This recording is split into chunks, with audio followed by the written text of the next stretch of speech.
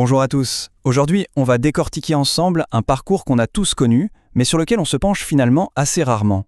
Comment un enfant se transforme petit à petit en élève.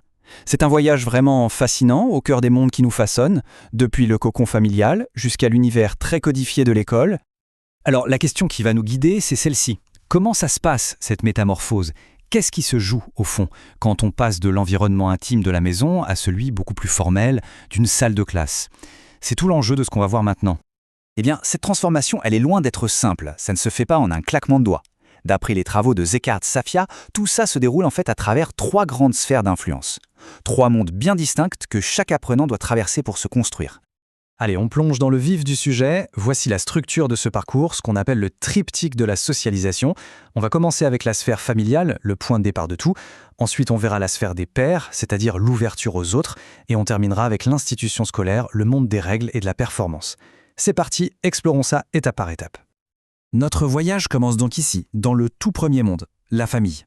C'est vraiment le socle, la fondation sur laquelle tout le reste va venir se bâtir. Dans cette première sphère, il y a un concept clé qui s'installe, l'habitus primaire. Pour faire simple, c'est une sorte de logiciel de base que la famille nous installe. C'est lui qui va conditionner notre façon de voir le monde, de réagir, de comprendre notre place.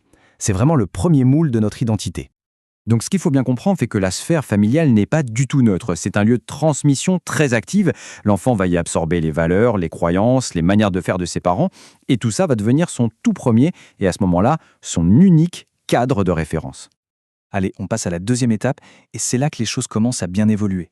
L'enfant sort du cercle familial pour rentrer dans le monde des pairs, des autres enfants. C'est une vraie découverte de l'autre, une entrée dans ce qu'on appelle l'altérité. Et là, un autre concept essentiel fait son apparition, l'intersubjectivité. C'est le moment où l'enfant réalise que son habitus, son fameux logiciel familial, eh bien ce n'est pas le seul qui existe.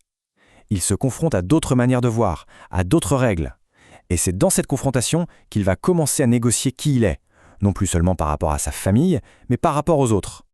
En fait, cette sphère des pairs, c'est un peu comme un laboratoire social. C'est l'endroit où on apprend à s'intégrer à un groupe ou au contraire à s'en différencier pour affirmer qui on est. C'est une étape absolument fondamentale pour apprendre à vivre avec les autres. Et nous voilà arrivés à la troisième et dernière sphère. Et là, attention, c'est un changement radical. C'est l'entrée dans l'institution scolaire, un monde complètement différent, qui est régi par une loi bien particulière, celle de la performance. Ce tableau, il illustre parfaitement ce choc des mondes. D'un côté, on a les sphères affectives, la famille, les amis. Là, la reconnaissance est inconditionnelle, on est aimé pour ce qu'on est. Et de l'autre, on a l'école, où tout bascule. La reconnaissance, elle devient conditionnelle, elle est basée sur la performance. Le plus important, ce n'est plus l'être, mais le savoir-faire. Soudain, la valeur d'une personne est mesurée à l'aune de ses compétences. C'est précisément à cause de ce changement de logique qu'une tension peut apparaître. Une tension très forte lorsque les besoins affectifs, qui ont été construits dans les premières sphères, se heurtent de plein fouet aux exigences de performance de l'école. Et comme le souligne très bien Zekhard Safia, cette tension n'est pas à prendre à la légère. Elle peut vraiment toucher au cœur de l'identité de l'apprenant et venir fragiliser les fondations qui ont été patiemment construites au sein de la famille et avec les amis. Les conséquences peuvent être sérieuses. Quand les exigences scolaires entrent en conflit avec les besoins affectifs, on risque une véritable déstabilisation de l'identité. Et ça peut altérer non seulement l'épanouissement personnel, mais aussi, et c'est le paradoxe, le développement intellectuel que l'école est censée encourager. Ce qui nous amène finalement à une question de fond. Face à ce parcours et aux tensions qu'il peut créer, est-ce que l'école, en se concentrant presque uniquement sur la performance intellectuelle, ne devrait-elle pas réévaluer sa propre définition de la réussite ? Pour mieux accompagner chaque individu dans son entièreté, c'est, je crois, une réflexion essentielle à mener.